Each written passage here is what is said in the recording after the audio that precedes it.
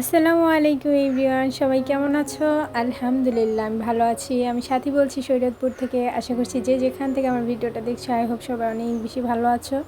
দেশের পরিস্থিতি তো খুবই খারাপ, আমি জানি। আমার অনেক ভাই বোনেরা অনেক বেশি খারাপ পরিস্থিতির মধ্যে আছে।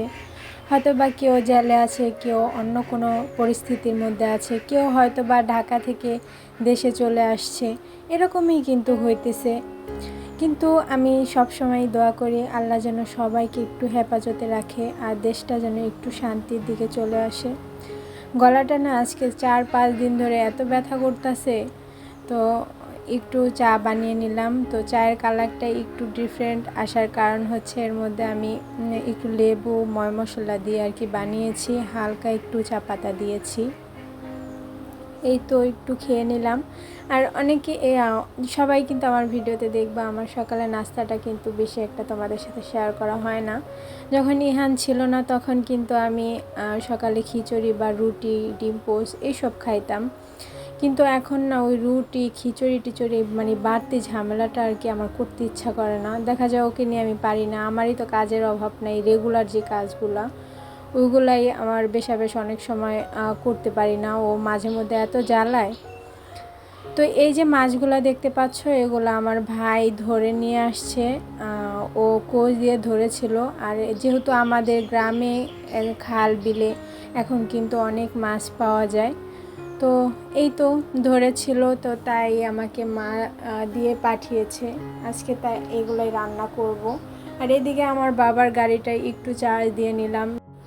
আপু বাসায় ছিল না, তার জন্য তার এই যে অ্যাকোয়ারিয়ামে একটু খাবার দেওয়ার জন্য আসছি। আর এই মাছগুলোর জন্য আমার অনেক বেশি খারাপ লাগে, কারণ ভাই আপুর বড় ছেলে আর কি শখ করে এনেছিল। তো আপুও তো একটা বোঝে না, ও হয়তো বাসায় থাকলে মাছগুলোর অনেক বেশি যত্ন হতো। তাও বেচারি অনেক মানে কয়েকদিন পর পর অ্যাকোয়ারিয়ামটা সুন্দরভাবে ধুয়ে টুয়ে রাখে।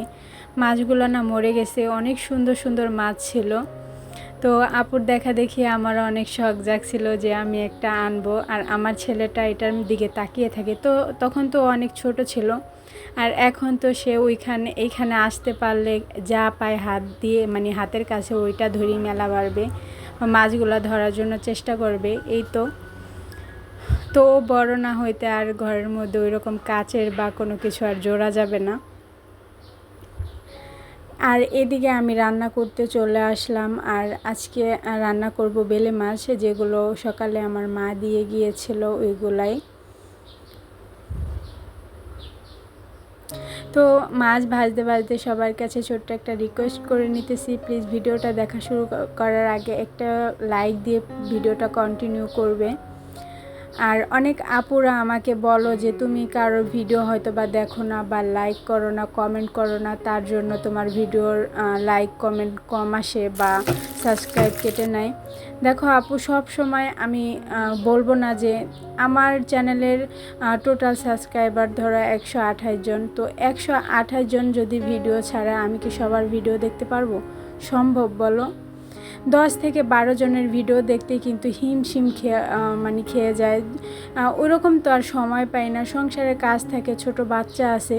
তবুও না কাজের ফাঁকে ফাঁকে অনেক আপুদের ভিডিও কিন্তু আমি ছেড়ে রাখি, কিন্তু দেখা শুরু করার আগে আমি একটা লাইক দিয়ে তারপর চালু করে রাখি। হয়তো বা কারোরটা কমেন্ট করি, কারোরটা কখনো কমেন্ট করতে পারি না।